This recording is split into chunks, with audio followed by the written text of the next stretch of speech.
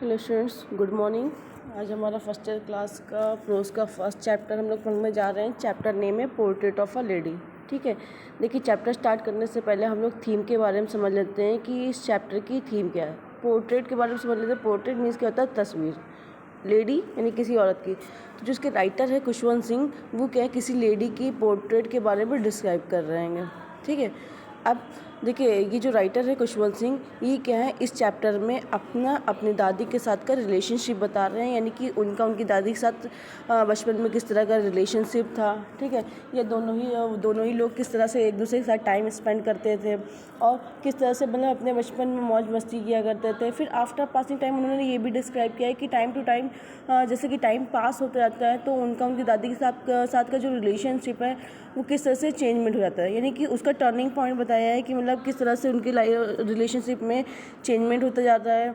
और फिर साथ ही साथ ये भी बताया है कि मतलब जिस तरह से खुशवंत सिंह जो राइटर हैं, जो कि मतलब बचपन में छोटे थे तो उनकी जो दादी थी वो बहुत ज़्यादा उनकी केयर करती थी, उनकी मतलब उनको स्कूल के लिए रेडी करती थी। इस तरह से हर मतलब एक्टिविटी उनकी बताई गई। और ये भी बताया गया है कि टाइम टू टाइम जो है मतलब टाइम कितना ही बीत जाए, लेकिन जो दादा दादी होते हैं या जो नाना नानी होते हैं वो अपने पोती पोतों को किस तरह से ख्याल रखते हैं। फिर से एक बार समझ लीजिए, इसके राइटर क्या है? खुशवंत सिंह है। चैप्टर का नाम है पोर्ट्रेट ऑफ अ लेडी। ठीक है, अब चलिए हम लोग पैराग्राफ स्टार्ट करने जा रहे हैं, जो कि हमारा फर्स्ट पैराग्राफ आता है। स्टार्टिंग दिया हुआ, my grand mother like everybody's grand mother was an old women, यानी कि मेरी दादी माँ कहती कि दूसरे लोगों की तरह, यानी कि दूसरी महिलाओं के समान एक बहुत ही ज़्यादा बूढ़ी महिला थी। She had been old and wrinkled for the 20 years that I had known her।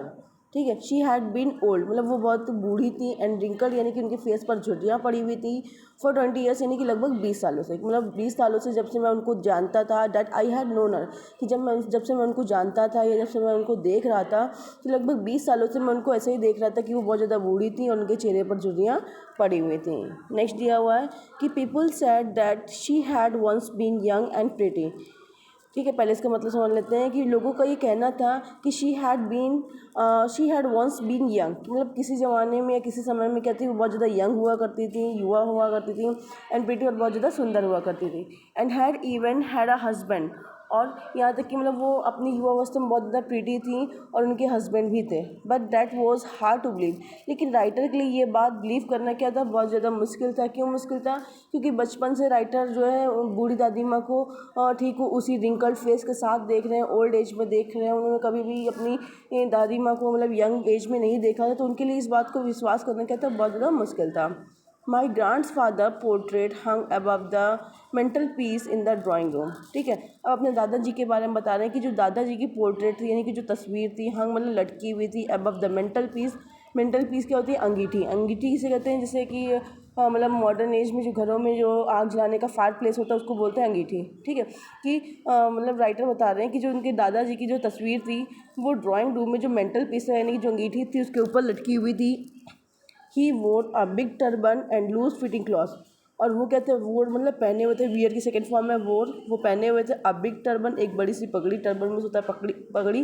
ठीक है, तो वो एक बहुत ही बड़ी सी पगड़ी अपने सर पर पहने हुए थे, एंड लूज फिटिंग क्लॉथ, और बहुत ही ढीले ढीले कपड़े पहने हुए थे। His long white beard covered his best part of his chest and looked at least 100 years old।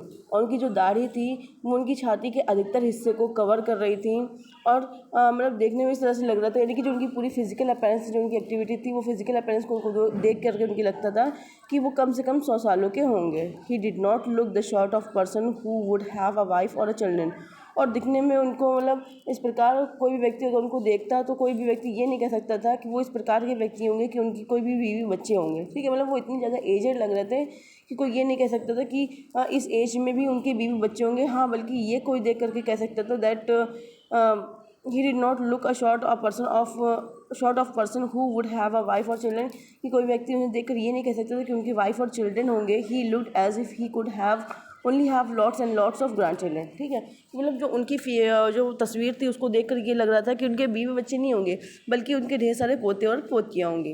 As for my grandmother being young and pretty, जैसे कि मेरी जो दादी माँ थी, राइटर बता रहे हैं कि जैसे कि मेरी जो दादी माँ थी वो बहुत ज़्यादा यंग और प्रिटी थी।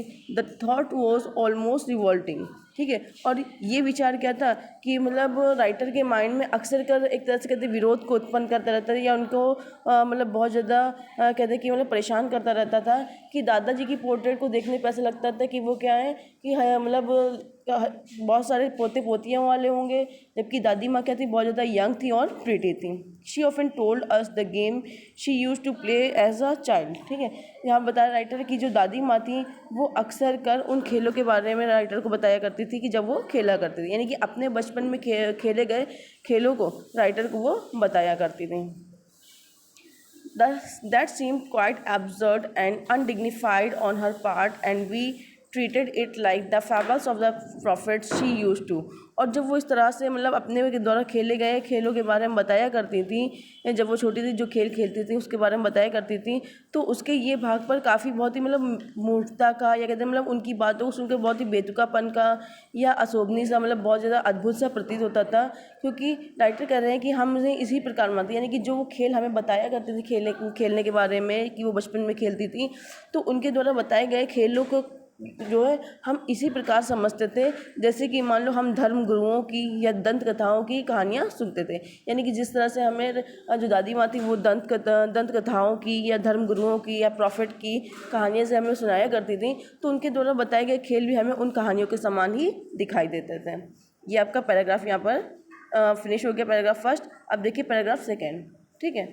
पैराग्राफ सेकेंड की स्टार्टिंग कहाँ से है, she had always been short and fat and slightly bent, कि जो उनकी दादी माँ थी वो मतलब ऑलवेज यानी कि हमेशा से ही छोटे कद की थी, मोटी थी और हल्की सी मतलब वो झुकी हुई थी, यानी कि उनकी कमर हल्की सी झुकी हुई थी।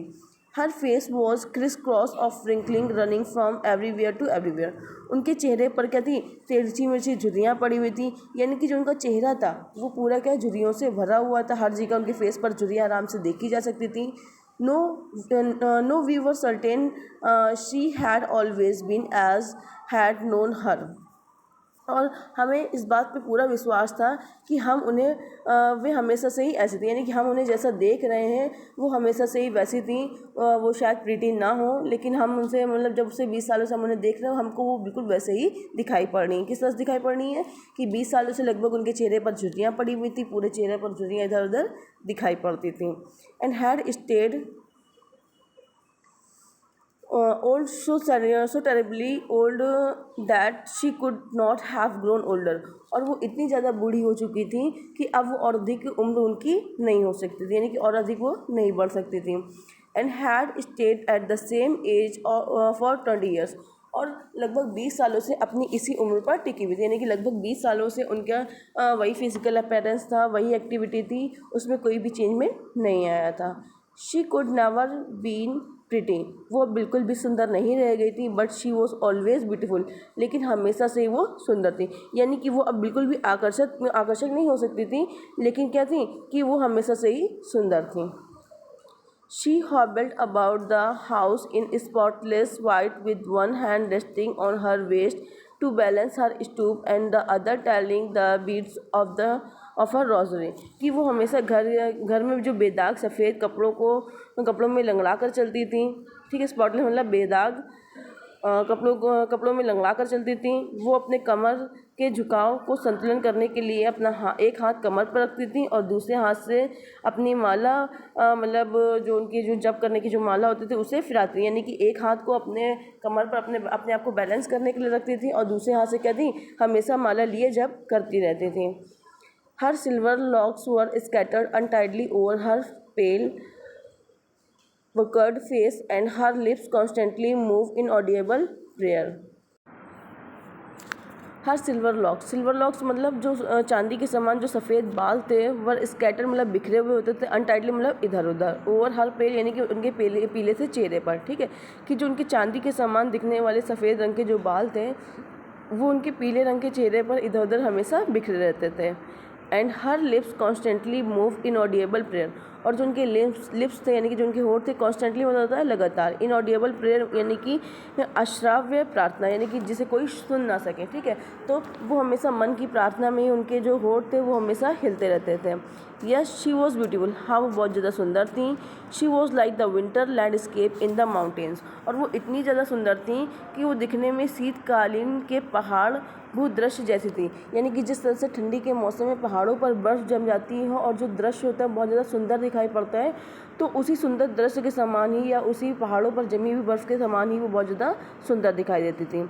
An expanse of pure white sentry breathing peace and constant, और दिखने में ऐसा लगता था कि वो बहुत ज़्यादा शांति और संतोष के साथ मतलब सांस ले रही, यानी कि उनको देख कर ऐसा लगता था बहुत ज़्यादा वो सेटिस्फाइंग हो अपनी लाइफ से और एक बहुत ही सुंदर शुद्ध श्वेत शांत विस्तार कर रही हूँ, यानी कि बहुत ही मतलब शुद्ध तरीके से वातावरण में जीवन जी रही और अपनी लाइफ से बहुत ज़्यादा सेटिस्फाई और बहुत ज़्यादा खुश हो। आई होप आपको ये दोनों पैराग्राफ समझ में आ गए होंगे।